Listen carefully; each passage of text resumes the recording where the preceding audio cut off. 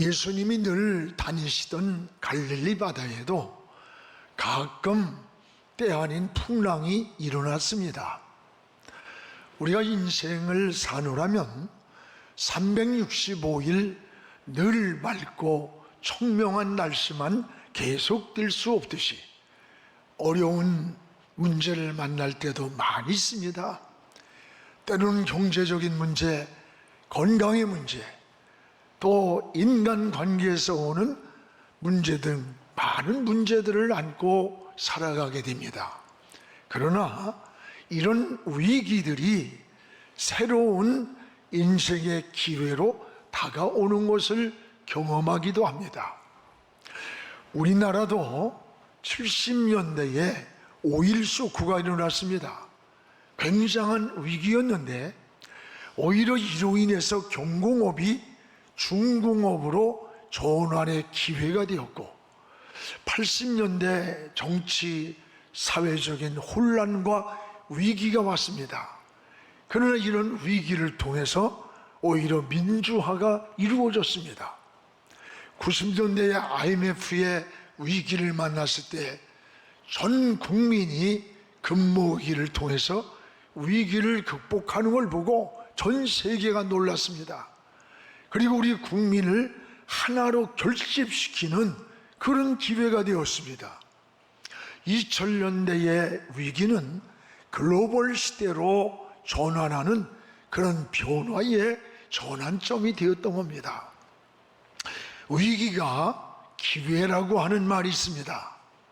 여러분도 인생에 만나는 여러 가지 시련과 고난, 위기를 만날 때 절망하고 낙심하고 좌절하고 인생을 포기한다는 그런 마음이 아니라 새로운 역사를 창출해가는 그런 기회가 되기를 축복을 합니다. 비가 온 뒤에 땅이 굳어지듯이 때로는 시련과 고난과 역경들이 우리 인생의 견고한 기초를 만들어줄 때가 참 많습니다. 여러분, 잔잔한 바다에서는 좋은 사공이 만들어지지 않는다는 그런 교훈이 있습니다. 1962년 케네디가 유명해진 것은 위기에서 강한 리더십을 발휘할 수가 있었기 때문입니다. 당시 소련이 미국의 코앞에 있는 쿠바에다가 핵미사일 기지를 건설하려고 함정에 미사일을 탑재하고 다가왔습니다. 케네디 대통령은 더 이상 오지 말라고 강력하게 항의 경고를 보냈지만 소련은 이것을 무시하고 그냥 다가왔습니다. 이때 젊은 케네디는 물러서지 않고 쿠바에 해상 봉쇄령을 내렸습니다. 그리고 더 가까이 오면 미사일을 반포하라는 명령을 그냥 내려버렸어요. 전 세계대전이 일어날 수 있는 아주 위기의 상황에 전 세계인들이 긴장하고 떨고 있을 때였습니다. 이때 소련 함대는 꼬리를 내리고 뱃머리를 돌려서 되돌아갔습니다. 여러분, 위기에서 케네디의 그 강력한 리더십이 전 세계인들의 박수를 받게 되었고 그 젊은 케네디가 미국의 상징이 우상처럼 떠오르는 그러한 유명한 대통령이 되었던 거예요. 여러분, 신앙도 마찬가지입니다. 살아가는 삶 속에서 가운데 수없는 위기를 만나는 거예요. 이럴 때 어떻게 반응하느냐가 중요한 겁니다. 사람들은 위기를 만날 때 대개 두 가지 반응으로 나타납니다. 하나는 낙심하면서 절망에 빠져 하나님을 원망하고 지도자를 원망하고 주변 사람들을 원망하며 절망하다가 심지어 자살을 하는 사람들도 있습니다. 그런가 하면 또 하나는 그 위기를 만날 때 오히려 자신의 한계성을 깨닫고 하나님의 품으로 더 가까이 다가서는 그런 사람도 있습니다. 여러분, 살아있는 물고기는 물결을 따라서 떠내려가지 않습니다. 그 물결을 역류해서 거슬러 올라가는 것처럼 살아있는 신앙은 위기를 만날 때 절망하고 주저앉는 것이 아니라 오히려 무릎 꿇고 십자가 바라보면서 하나님의 품으로 더 가까이 바싹바싹 다가서는 게 살아있는 신앙인 거예요. 하나님의 역사는 이런 위기에서 나타났어요. 내가 더 이상 의지할 것이 없을 때에, 내 힘의 한계를 느낄 때에 오직 하나님만 바라보는 그 시간, 하나님의 역사를 경험하는 기회가 될 때가 수없이 많이 있습니다. 성경에 홍해가 갈라지는 사건이나 저 여리고성을 무너뜨리는 사건이나 또 요단강을 건너는 일이나 모두가 위기 앞에서 나타난 하나님의 역사의 손길임을 알 수가 있습니다. 오늘 저와 여러분은 이 이스라엘 백성들이 광야를 지나서 가나안을 가는 것처럼 지금 이 광야길을 가고 있는 거예요. 여기에 홍해도 있고 여리고도 있고 요단강도 건너야 하는 일이 있는 거예요. 인간의 끝이 하나님의 시작이라는 말이 있습니다. 오늘 여러분도 끝이라고 생각될 때에 하나님의 역사를 경험하는 그런 기회가 되기를 주님의 이름으로 축복을 합니다. 오늘 말씀은 예수님의 공생애 가운데 제일 먼저 첫 번 행한 이적입니다. 혼인잔치에 초청을 받아 갔는데 포도주가 떨어졌습니다. 문제가 생겼습니다. 물로 포도주로 변화된 사건입니다. 오늘 이 말씀 속에서 하나님의 역사가 언제 어떻게 일어났는가를 우리에게 잘 깨닫게 해주는 은혜입니다. 오늘 무엇보다도 이런 변화의 역사, 예수님이 공생의 첫 번째 행한 이적이 뭐냐? 위기에서 하나님의 역사가 시작되었음을 알려줍니다. 오늘 본문의 3절을 우리 같이 한번 읽겠습니다. 포도주가 떨어진지라 예수의 어머니가 예수에게 이르시되 저들에게 포도주가 없다 하니, 여기 두 가지가 나와요. 포도주가 떨어졌나이다. 포도주가 떨어진지라. 지금 이 집에 포도주가 없다. 이게 왜 이렇게 중요할까? 예수님이 초청받은 혼인잔치집에 포도주가 떨어졌습니다. 오늘 이것은 우리 문화와 조금 다릅니다. 당시 유대인들은 일상생활에 포도주를 음료로 사용했습니다. 그래서 잔치집에는 항상 포도주가 있어야 되고, 좋은 잔치집에는 시간이 갈수록 더 좋은 포도주가 나와야 돼요. 유대인들은 혼인식을 일주일 동안 길게 합니다. 그런데 중도에 이 포도주가 떨어졌다는 거예요. 어디서 빨리 구할 수도 없고, 이게 굉장하게 당황하는 큰 문제였습니다. 그런데 하나님의 역사는 바로 이러한 위기에서 나타난 사건입니다. 포도주가 떨어졌나이다. 포도주가 떨어졌나이다. 이 절박한 상황에서 큰일 났다고 할 때 하나님의 손길을 경험하는 겁니다. 이게 신앙이요, 이게 진리입니다. 여러분, 신앙은 내가 힘이 있고 내가 능력이 있고 내가 할 수 있다고 할 때 나타나지 않습니다. 나는 할 수 없습니다. 나는 부족합니다. 주님이 나를 도와주지 않으면 난 살 수 없습니다. 주님이 나를 붙잡아 주지 않으면 일어설 수가 없습니다. 이라고 하는 절박한 처절한 고백 속에서 주님을 의지할 때 하나님의 역사의 손길을 경험하게 되는 거예요. 그때에 주님의 손길이 나타남을 알게 되는 거예요. 사랑하는 여러분, 여러분 위기를 만났습니까? 부족한 부분이 있습니까? 그것이 어떤 이는 건강일 수 있습니다. 어떤 이는 외모의 장애일 수도 있고, 어떤 이는 생업의 문제일 수도 있습니다. 그러나 낙심하거나 절망하지 말고 그것 까닭에, 그 약한 것 때문에 하나님을 더욱 의지하시기 바랍니다. 하나님의 손길을 경험하는 기회가 될 줄로 믿습니다. 성경의 열왕기하 20장을 보십시오. 열왕기 20장에 보면 히스기야가 병든 사건이 나와요. 하나님을 위해서 의롭게 살았는데 병이 들었어요. 죽을 병이에요. 그때 히스기야는 신하를 내보내고 다 떠나보냈습니다. 여러분, 죽음 앞에 선 우리는 어느 누구도 도움의 대상이 될 수가 없는 거예요. 그래서 히스기야는 오직 무릎을 꿇고 하나님을 향하여 고개를 들었습니다. 그리고 적절하게 하나님 앞에 눈물로 이 위기 앞에서 매달렸던 거예요. 하나님은 이런 히스기야의 눈물을 보셨다고 하면서 돌아간 죽음을 선포하고 돌아가는 저 이사야 선지자를 불러서 다시 히스기야에서 돌아가라. 그가 나를 찾으며 흘리는 눈물을 내가 보았다. 그에게 15년의 생명을 연장해 주라고 했어요.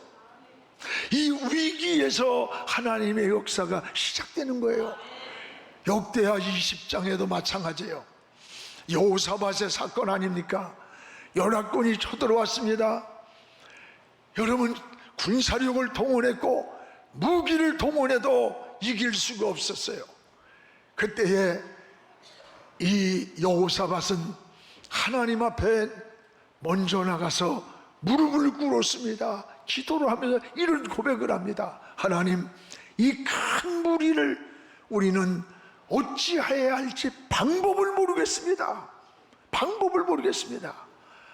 오직 주님만 바라봅니다 라고 기도할 때에 하나님의 음성이 들려왔습니다. 여호사밧 왕이여, 두려워하거나 놀라지 마라. 이 전쟁은 너에게 속한 게 아니다. 내게 하나님께 속한 것이다. 전쟁의 승패가 이기고 지는 것이 하나님에 있다고 했어요. 하나님이 싸워주겠다고 했습니다. 승리를 붙여줬습니다. 오늘 사랑하는 여러분, 신앙은 이런 거예요. 여러분의 위기를 만날 때 여러분은 어떻게 반응을 합니까? 절망합니까? 원망합니까? 하나님의 역사는 우리가 부족할 때 포도주가 떨어졌나이다, 큰일 났습니다, 우리는 어떻게 할 줄 모릅니다 라고 하는 고백하는 시간에 하나님의 역사가 진행되었음을 깨닫기를 축복합니다. 오늘 그것이 신앙이에요. 또 하나는 하나님의 역사는 순종을 통해서 나타났습니다.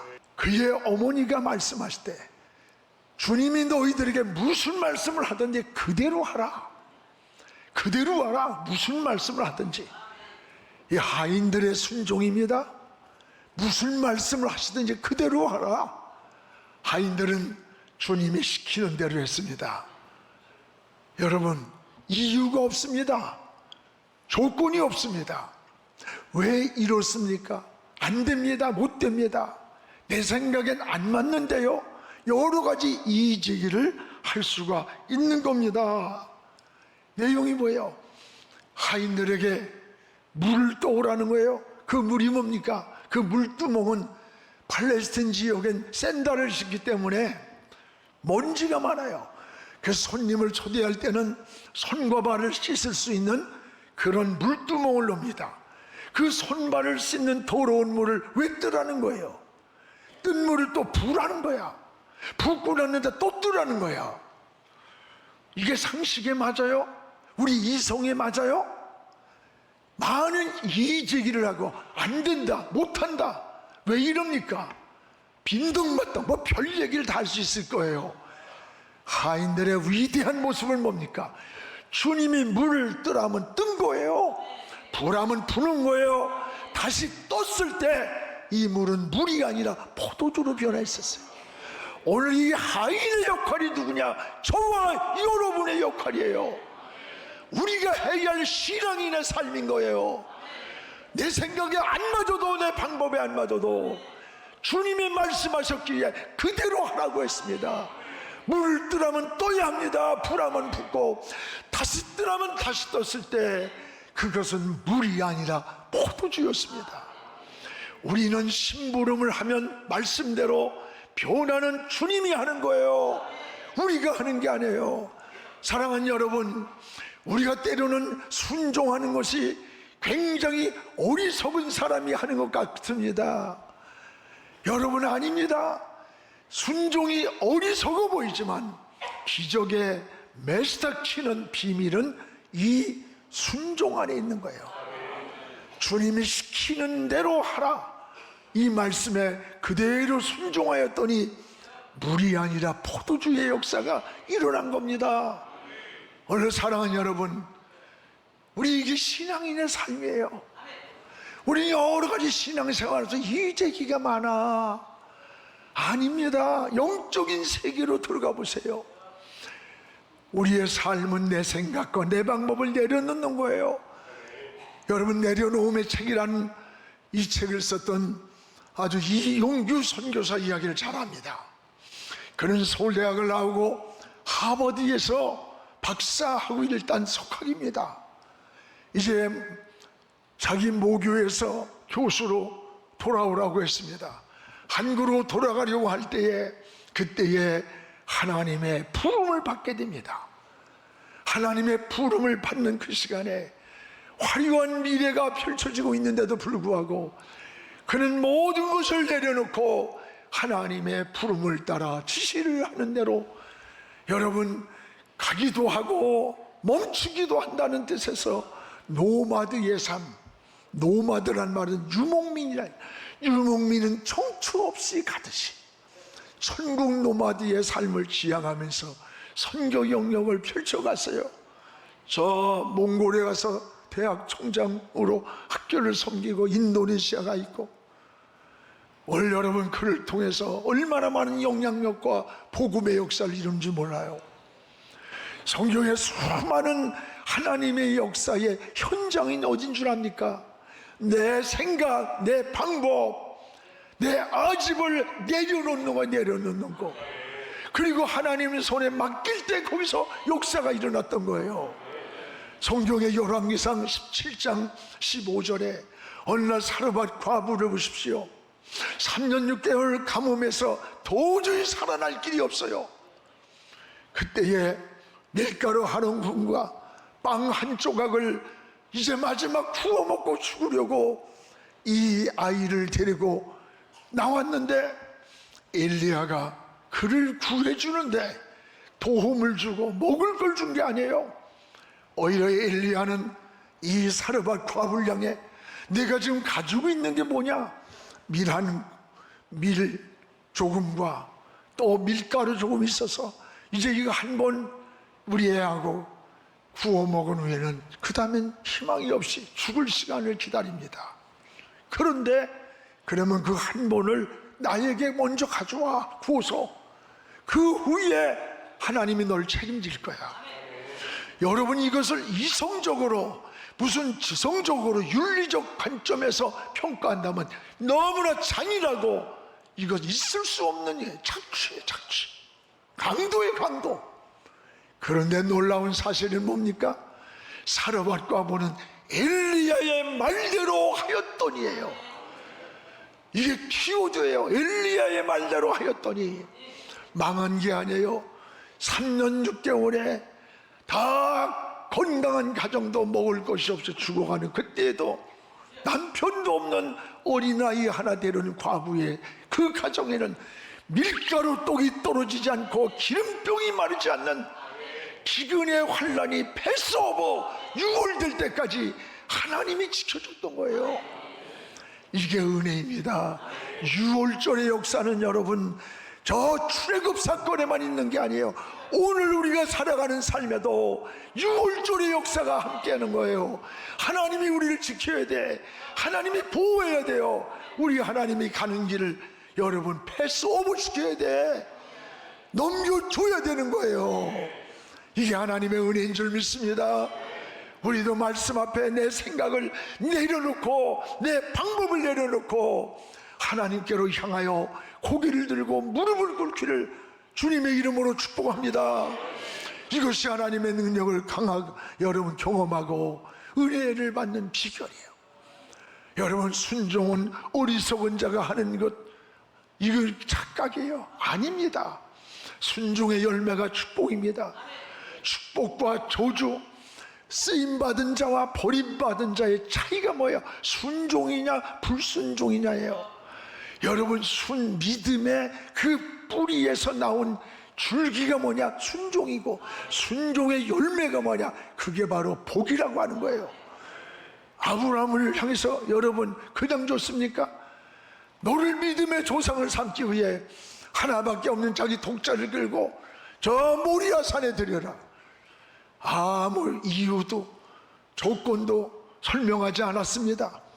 그 말씀을 듣고 아이를 데리고 3일 길을 가면 별의별 생각이 다 들었을 거 아닙니까?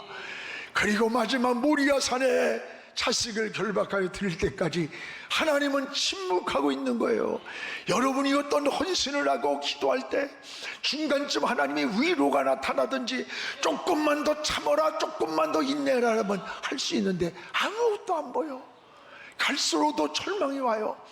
그러나 하나님의 명령을 따라 아브라함이 칼을 들려고 하는 그 순간 하나님의 음성이 들려오잖아요. 아브라함아, 네가 네 독자보다 나를 더 사랑하고 있는 것을 내가 알았다.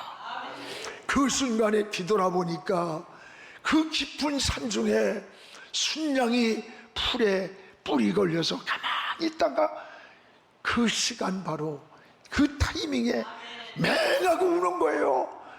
그때까지는 하나님이 왜 이렇게 말씀하셨는지, 왜 이런 명령을 내렸는지를 몰랐습니다. 아브라함도 뒤돌아보며 그 순양을 잡아서 자식을 대신하여 제물로 드리면서 이렇게 고백합니다. 하나님은 나를 위해서 이미 제물을 예비해 놓았다. 여호와 이래. 그렇습니다. 여러분, 우리가 이 세상에 보낼 때는 하나님이 우리 인생에 살아갈 길을 예비해 놓고 있다는 거예요. 하나님이 인정하는 날, 하나님이 보시기에 임계점을 넘는 그날에 예비된 우리의 길을 하나님은 책임지고 있다는 것을 믿으시기를 축복합니다. 그런가 하면 여러분, 불순종으로 버림받은 사울을 보세요. 그는 불순종 때문에 사울 왕은 초대왕 버림받은 거예요. 여호와의 목소리를 청종하지 않았어요. 이때부터 여호와의 신이 사울을 떠났다고 했어요. 여러분, 여호와의 신이 떠나는 날부터 어떻게 됐습니까? 하나님으로부터 버림받았어요. 하나님의 영이 떠나는 시간부터 불안이 찾아옵니다. 두려움이 찾아옵니다. 모든 것이 적으로 보이는 거예요. 그래가지고 불안과 두려움을 어떻게 할 줄 몰라서 왕이 변장을 하고 신들린 여인을 찾아갑니다. 무당을 찾아가는 거예요. 점쟁이를. 근데 그 점쟁이가 왕인 것을 알아보고 당신 사울 아니야? 개망신을 당하는 거예요. 개망신을. 여러분, 사람이 하나님을 떠나면 그리스도인이 편법을 써. 자꾸 인간적 생각을 해. 그럼 뭐가 껴? 악한 영이 들어와서 야리워하면서 우리의 삶을 무너뜨리는 거예요. 그래가지고 자기의 사랑하는 사위를 갖다가 그걸 시기의 대상으로 삼고 창을 던져 죽이려고 하는 거예요. 이 미친 개같이 돼버린 거예요. 이게 여러분 하나님의 영이 떠난 자의 모습이에요. 우리는 어떻게 삽니까? 신앙으로 살아야 돼. 믿음으로 살아야 돼. 불순종의 결과예요. 여러분, 하인들이 주님이 시키는 대로 하였더니 이 위기에 있던 잔치집의 문제가 해결되었습니다. 신앙은 믿음에서 머무르는 게 아닙니다. 그 믿음이 순종으로 갑니다. 그 순종의 열매가 바로 우리에게 나타난 은혜요 축복이라고 고백하는 거예요. 오늘 하인들의 순종의 결과를 보십시오. 하인들은 순종했고 변화는 주님이 하셨습니다. 하인들은 순종까지 한 거예요. 그 후에 어떤 역사가 일어날지, 어떤 일이 일어날지는 주님께 맡기는 겁니다. 오늘 7절 8절에 나오잖아요. 여기 7절에 보면은 항아리에 물을 주님이 채우라고 하니까 채웠다 그랬어요. 채웠다. 8절에 보면 이 물을 떠서 갖다 주라 하니까 그 채운 물을 다시 떴어요. 그리고 딱 떠서 갖다 주는데 그 시간이 얼마인지 모르나 그건 물이 아니라 포도주가 돼 있는 거예요. 하인들은 주님이 시키는 대로 순종하며 움직였던 겁니다. 이게 신앙입니다. 우리 신앙은 끊임없이 믿음으로 움직이는 거예요. 하나님의 역사를 바라보고 움직일 때 하나님의 손길을 경험하는 겁니다. 주님은 공중에 나는 새를 보라고 했지, 나뭇가지에 앉아서 꼬박꼬박 쫄쫄 졸고 앉아있는 이런 새를 보라고 하지 않았어요. 공중의 새는 가만히 앉아 조는 게 아니에요. 먹이를 찾아 날갯짓을 할 때 하나님께서 그 먹이를 준비해 놓고 있다 그랬어요. 사랑하는 여러분, 하나님은 무엇인가를 이루기 위해 믿음으로 움직이는 사람에게 하나님이 지혜를 줍니다. 길을 열어줍니다. 앞길을 열어주시고 축복해 준다는 것을 깨닫기 바랍니다. 성경에 무엇을 먹을까 마실까 입을까 염려하지 말라고 했지 준비하지 말라고 하지 않았습니다. 염려를 하지 말고 여러분 준비하라는 거예요. 준비하는 겁니다. 무엇이든 최선의 준비가 인간이 해야 할 몫입니다. 나사로가 죽었을 때에 돌문이 여러분 열으라는 거예요. 아니 죽은 자를 살리실 분이 돌문 같은 건 바람만 하면 훅 불어도 날아가지. 이게 뭡니까? 정말 이 죽은 자도 살리실 수 있는 주님의 말씀을 믿고 너 믿음을 요구하는 거예요 다. 그래서 돌문을 여는 것은 사람이 해야 할 몫이에요. 그리고 그 속에 썩은 냄새가 나는 죽은 자를 살리는 것은 주님만 하실 수 있는 거예요. 그걸 우리가 못하는 거예요. 그래서 맡기는 겁니다. 하인들이 주님의 말씀을 믿고 열심히 움직였어요. 채우라고 하니까 채웠고 뜨라고 하니까 떠서 갖다 주는 동안에 물이 포도주로 변해 있었어요. 이 변화는 주님만 하십니다. 우리는 말씀대로 일어나 움직이면 이게 믿음이고 신앙이에요. 주님은 오늘도 여러분이 믿음으로 움직이기를 원하십니다. 사랑하는 여러분, 오늘 여러분 물 떠오라면 뜨십시오. 불하면 부십시오. 다시 뜨라면 뜨십시오. 이 하인의 모습이 우리 그리스도인들의 삶인 거예요. 이것이 신앙이 하나님 말씀으로 심부름을 하는 거예요. 그 변화는 주님이 하시는 거예요. 돌문은 우리가 열지만 그 속에 죽은 자를 살리는 것은 주님만 하는 거예요. 오늘 사랑하는 여러분이요, 머리에 포도주로 변화된 결과를 보십시오. 4가지가 달라진 걸 봅니다. 위치가 달라져요. 그 밖에서 물두멍이 손이나 발을 씻는 물이 포도주가 됐어요. 맛이 달라졌어요. 물과 포도주는 근본적으로 다른 거예요. 가치가 달라졌습니다. 물과 포도주는 가치가 비교할 수가 없어요. 처음보다 나중에 더 좋아졌더라. 이것이 하나님의 은혜인 겁니다. 하나님의 은혜는 갈수록 좋아져야 합니다. 사람도 사귈수록 더 좋은 사람이 되어야 돼요. 교회도 갈수록 부흥해야 합니다. 이것이 하나님의 축복이요 은혜입니다. 위기가 기회입니다. 위기라고 낙심하지 마십시오. 여러분, 오히려 위기에서 하나님을 찾고 하나님의 역사를 경험하는 이 간증의 기회가 되기를 축복합니다. 모든 변화는 오직 주님이 하십니다.